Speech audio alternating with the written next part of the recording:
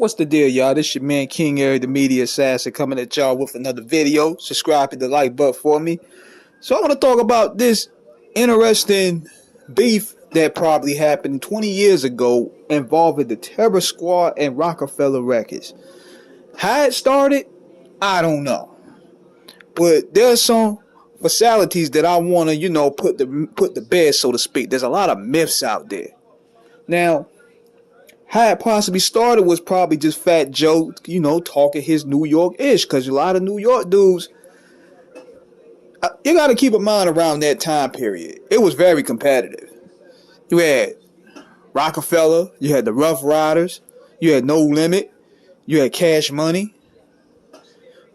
So Fat Joe, even though he was a part of Digging of the Crates, he wasn't the man of that group, so to speak. He wasn't the face of that group. He wasn't the leader of that group.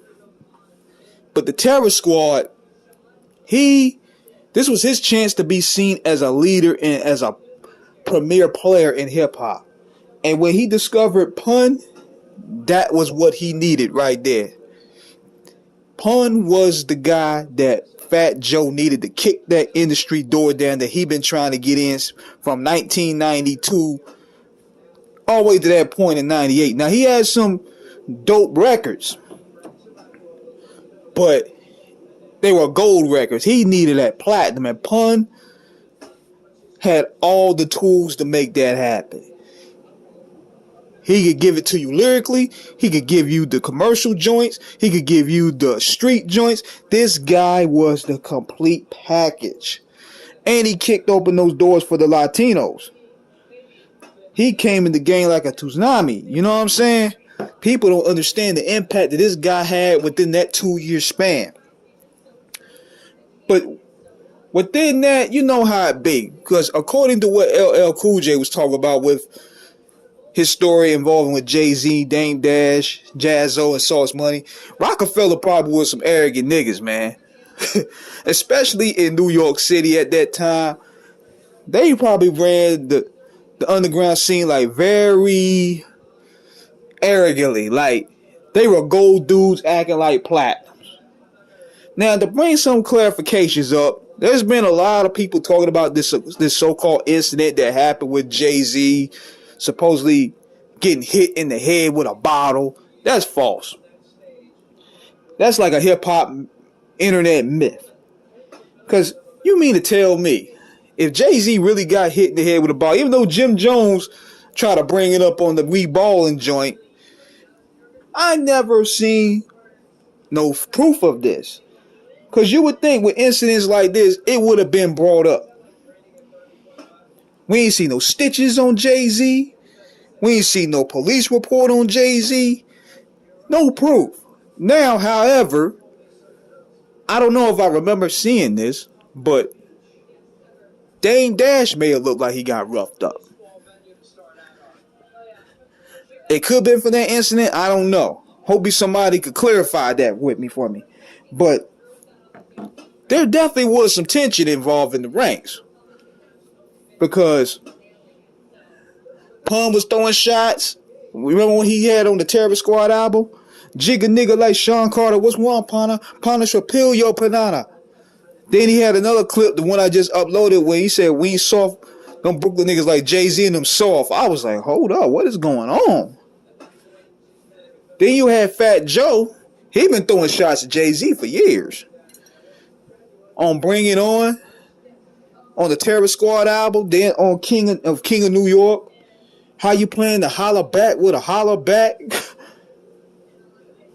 He named the song blatantly King of New York. And you know that was aimed at Jay at the time, because Jay at the time was considered the King of New York.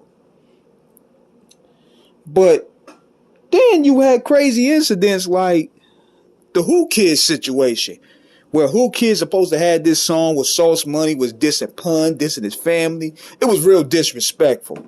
And Pun kidnapped Who Kid with a Uzi. They had him hostage. Them Terror Squad dudes had him hostage. And he told this story on thisis50.com. And he claimed that he was the only one that had that version of the song. Now, I don't know, man. I think that's cap too. Because you would think it would have surfaced by now. Because We live in a space and a time where people will say anything for views. People will embellish stories. Okay? This song would have surfaced by now, but people love a good myth. It's like that myth where Styles P said that infamous Aaliyah line. Everybody was digging for that line for 30 years. He never said it. So that's a part of those hip hop myths right there. And we wanted to put a clarification that that's not true at all. But then you had, even though they were going at it on wax, they had a little competition with the basketball thing, with Rockefeller and Terror Squad. They was going to do that before the blackout happened. But this was an interesting look on what was happening between these two crews. Cuban Link said himself that nothing really happened to that magnitude of JayZ getting hit with a bottle. Because you would think JayZ was at that time was becoming one of the top dogs of hip hop. You mean to tell me this nigga ain't had not one scar, especially a Moet bottle? That will bust your head. And we used to see JayZ all the time. So that was a myth. That was clearly a myth right there. But if anybody could clarify that, if it did happen, let me know in the comments. We want to get to the bottom of this here. So be sure to subscribe, hit the like button. Peace.